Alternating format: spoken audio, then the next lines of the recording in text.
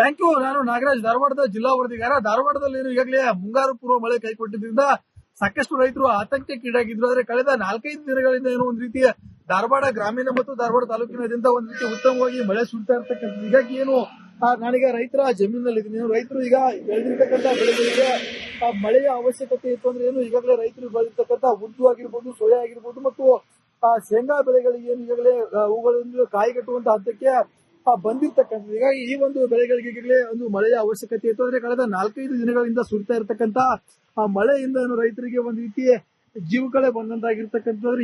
ಈಗಲೂ ಕೂಡ ಅಂದ್ರೆ ವಾಡಿಕೆಯಷ್ಟು ಮಳೆ ಪ್ರಮಾಣದಲ್ಲಿ ಮಳೆ ಆಗದೇ ಇರೋ ಕಾರಣಕ್ಕಾಗಿ ಬೆಳೆದ ಬೆಳೆಗಳೆಲ್ಲವೂ ಕೂಡ ಒಣಗುವ ಹಂತಕ್ಕೆ ಹೋಗಿದ್ವು. ಈ ರೀತಿ ಒಂದು ರೀತಿಯ ಸುರಿತಿರ್ತಕ್ಕಂಥ ಮಳೆ ಸಾಕಷ್ಟು ಈಗ ರೈತರನ್ನ ಬದುಕಿಸುವಂತ ಹಂತಕ್ಕೆ ಹೋಗಿರ್ತಕ್ಕಂಥದ್ದು. ರೈತರು ಬೆಳೆದಿರ್ತಕ್ಕಂಥ ಸಾಕಷ್ಟು ಬೆಳೆಗಳು ಹಾಳಾಗುವ ಹಂತದಲ್ಲಿ ಸುರಿತಿರ್ತಕ್ಕಂಥ ಈ ಒಂದು ಮಳೆ ರೈತರನ್ನ ಒಂದು ರೀತಿಯ ಖುಷಿಯನ್ನ ಪಡಿಸ್ತಾ ಇರ್ತಕ್ಕಂಥದ್ದು. ಸದ್ಯ ಈಗ ರೈತರಿದ್ದಾರೆ ಅಂದ್ರೆ ಯಾವೆಲ್ಲ ಬೆಳೆಗಳನ್ನ ಬೆಳೆದಿದ್ರು ಮತ್ತೀಗ ಮಳೆ ಆಗ್ತಾ ಇರೋದ್ರಿಂದ ಅವ್ರಿಗೆ ಏನಾಗ್ತಿದೆ ಅವರನ್ನ ಕೇಳ್ತಾ ಇದ್ದೀನಿ ಸರ್. ಈಗ ಮಳೆ ಎಲ್ಲ ಹಾಳಾಗಿ ಮಳೆ ಹೋಗಿದ್ರಿಂದ ಬೆಳೆಗಳೆಲ್ಲ ಒಣಗಿ ಹೋಗ್ತಾ ಇದ್ವು. ಆದ್ರೆ 4 ದಿನದಿಂದ ಮಳೆ ಆಗ್ತಾ ಇದೆ, ಏನ್ ಅನಿಸ್ತಾ ಇದೆ ಸರ್?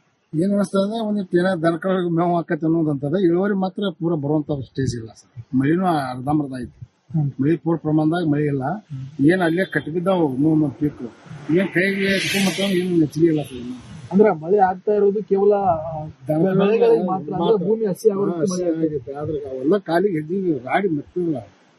ಎಲ್ಲ ಕಾಲಿಗೆ ಮಣ್ಣು ಹತ್ತದಲ್ಲ, ಹೆಜ್ಜೆ ಹತ್ತದಲ್ಲ ಗಾಡಿ. ಇನ್ನು ಮಳೆ ಆಗ್ಬೇಕು, ಆಗ್ಬೇಕು. ಬಹಳ ಪ್ರಮಾಣ ಮಳೆ ಆಗ್ಬೇಕು. ಆದ್ರೂ ಪೀಕ್ ಕೆಲವೊಂದಷ್ಟು ಇಳುವರಿ ಕುಂಠಿತ ಐತಿ. ಏನೇನ್ ಬೆಳೆದ್ರಿ ಸರ್? ನಾವು ಹೊಲದಾಗ ಮೆಣಸಿನಿಗೆ ಬೆಳೆದ ಸರ, ಸೋಯಾಬೀನ್, ಶೇಂಗಾ, ಉದ್ದು ಎಲ್ಲ ಆಲ್ ಕ್ರಾಪ್ ಬೆಳಿತೇವೆ ಸರ್.